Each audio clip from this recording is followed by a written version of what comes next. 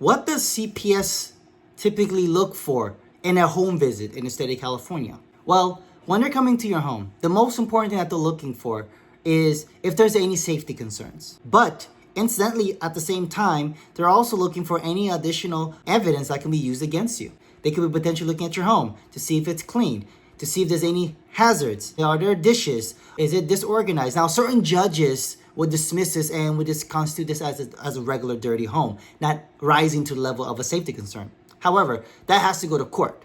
In the meantime, if it doesn't go to court, and it's also going to depend on the judge.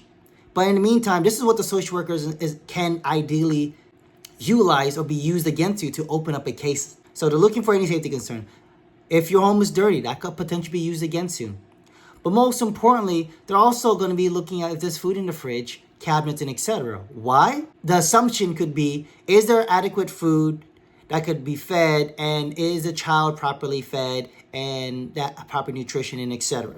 That's a big factor, and that's something that I do understand.